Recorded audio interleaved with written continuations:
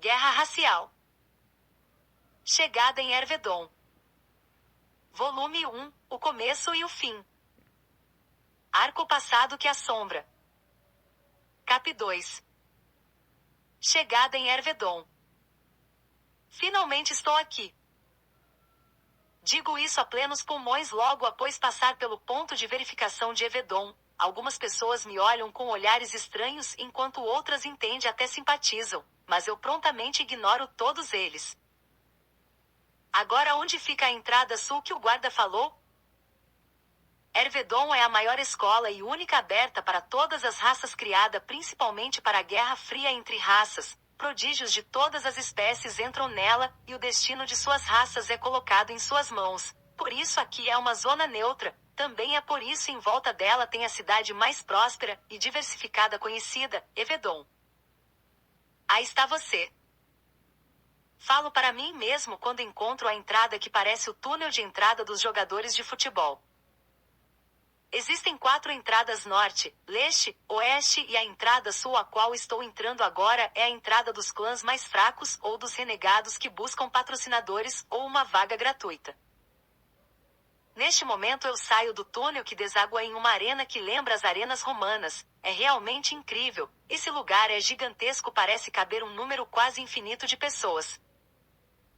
Por favor, entre em uma das filas, pegue uma ficha e aguarde ser chamado.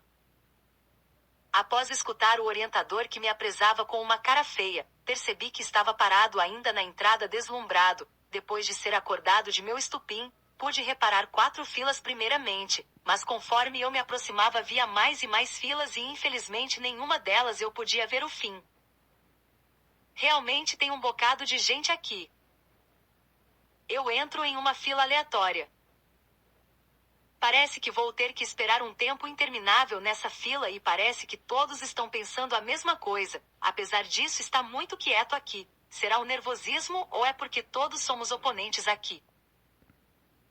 Todo ano a Ervedon aceita 1000 novos alunos, da quais 5 são convites especiais, dado pelo próprio diretor. 350 é distribuído no leste, mais 350 distribuído no oeste, onde estão as raças mais fortes e ricas. 250 no norte, onde as famílias mais fracas e menos influentes das grandes raças fazem o teste, e o sul, ficam com as 45 restantes.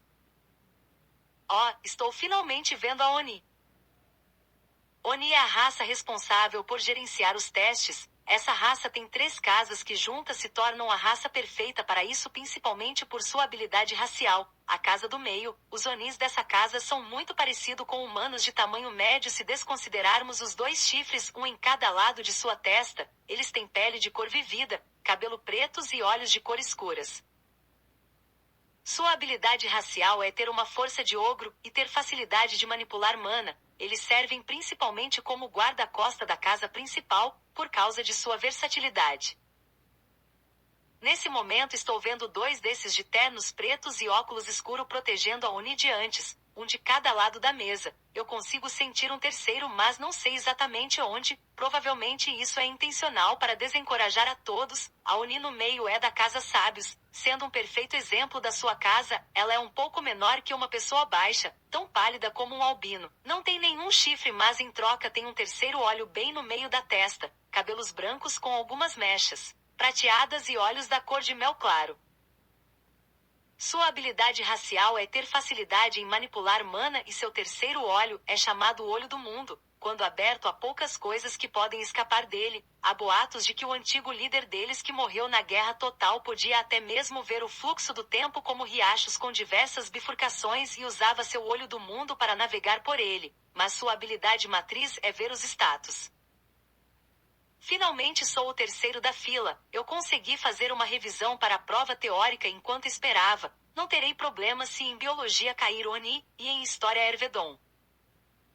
Para entrar em Ervedon há 3 testes básicos, a quais devemos passar no mínimo em 2 deles para entrar. Mas isso apenas te qualifica de entrar na escola, não há uma vaga. Por exemplo, digamos que há 12 vagas, 500 concorrentes, mas apenas 5 atingem o requerimento mínimo de passar em 2 testes. Esses 5 viram estudantes, os outros vão embora. Agora imagina que os 500 passaram em 2 testes, Nesse caso, quantos pontos você tirou em cada teste é somado, e os 12 mais altos passam, e o resto vai para casa. A propósito, para passar em um teste o mínimo é 45 e o máximo é 100. O terceiro teste é um teste de habilidades e aptidões física. O segundo é um teste de conhecimento. O primeiro é um teste de caminho. Há 3 principais caminhos a se seguir. Caminho do equilíbrio. É o caminho onde você se foca a evoluir seu status de uma forma que se apoiam. Por exemplo, controle de mana, quantidade de mana e regeneração de mana, esses 3 vão apoiar o outro. Esse é o caminho mais simples e que muitos percorrem como principal. Caminho das habilidades. É o caminho onde você aprende habilidades especiais que podem fazer de tudo, mas todas carregam grandes riscos por serem habilidades copiadas de habilidades raciais de outras raças, sendo algo que seu corpo não está preparado. Por exemplo, a habilidade racial controle de mana cria e mantém um circuito de mana no corpo, mas só determinadas raças nascem já com eles. As outras utilizam a habilidade não racial circuito de mana, mas o usuário deve manter ele manualmente e qualquer descuido faz com que a mana exploda dentro dele. Ele também deve manter ele circulando. Se a mana ficar parada na sua perna, por exemplo, você ficará paraplégico. Esse caminho exige muito esforço e estudo e mesmo assim, é o mais perigoso, por isso muitos têm receio de seguir como seu caminho principal. Caminho dos títulos. Títulos são os mais difíceis de se conseguir, pois só há um de cada e só é ganho atingindo objetivos claros e sendo melhor dos que alcançaram. Eles são parecidos com as habilidades, mas são adquiríveis e têm um número que seu corpo suporta equipar ao mesmo tempo. Eles também são versáteis e podem ser equipados e desequipados. Eles também podem ser perdidos. Por exemplo, a condição clara do título Matador de Dragões é matar um dragão, mas se você matar um dragão, e ganhar ele, e vier outro e matar 2, você perderá o título enquanto ele adquire. Agora digamos que ele morra depois de adquirir o título e você foi o que mais matou depois dele, o título se torna seu. Os títulos, por sua vez, também são divididos em 3 categorias, os subraciais, os raciais e os mundiais. Por exemplo, Demônio Infre Destruidor, Demônio Destruidor e Destruidor, esses 3 títulos te dão bônus quando for destruir as coisas, mas o primeiro só da raça demônio da casa Infre pode adquirir, já o segundo é reservado a toda a raça demoníaca, enquanto o terceiro não se tem restrições. Além disso, quando falamos sobre títulos, é importante sabermos que seu funcionamento interno funciona da seguinte forma: ele retira a força um pouco de cada um abaixo dele, e joga tudo em um único ser que conseguiu adquirir. Usando o mesmo exemplo de antes, seria como se Demônio Infre Destruidor tivesse a força destrutiva de 1% de todos os demônios Infre concentrado em um demônio Infre. Já o Demônio Destruidor é 1% de todos os demônios, enquanto o Destruidor é 1% de todos os seres. Exemplificado, quanto mais gente o título englobar, e quanto mais forte eles forem, mais força o título terá. Esse é o caminho mais forte e seguro, onde muitos o percorrem, mas poucos chegam a algum lugar. Chega finalmente minha vez enquanto eu divagava sobre o processo dos testes. Nome? Ela pergunta enquanto prepara uma nova folha para anotar minhas informações. Theodore. Ela anota calmamente, ainda sem despregar os olhos dos documentos. Raça? Ela pergunta logo após parar de escrever.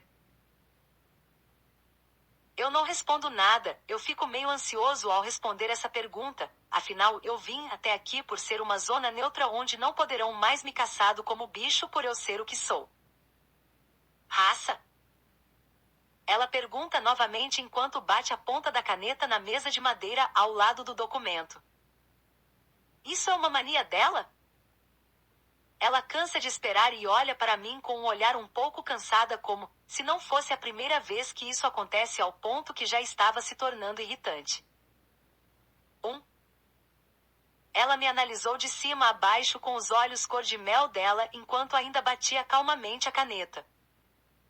Humano, certo? Mestiço. Respondo rapidamente, só traz mais problemas manter enganos como esses. Mestiço. O olhar dela muda repentinamente para surpresa e dúvida enquanto repete minha linha.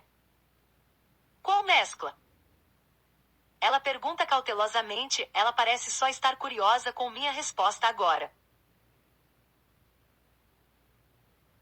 Fico quieto mais uma vez, eu sei que aqui é a zona neutra e tal, mas ainda é estranho para mim a reação dela.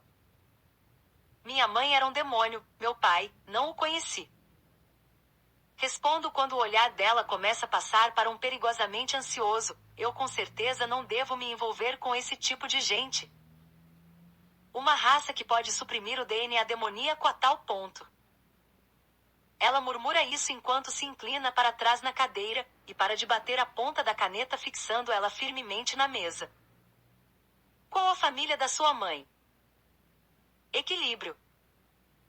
Demônio do equilíbrio, é incrível como você não tem nenhuma característica física deles visíveis.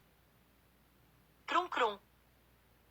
Um dos Unin seguranças faz um barulho de garganta interrompendo, quase como se fosse para lembrar a Uni pensativa de qual era seu trabalho ali. Após isso ela se ajeita na cadeira novamente, fecha seus 2 olhos, respira fundo, e sem nenhum aviso prévio abre seu terceiro olho. Autor, Roma 9.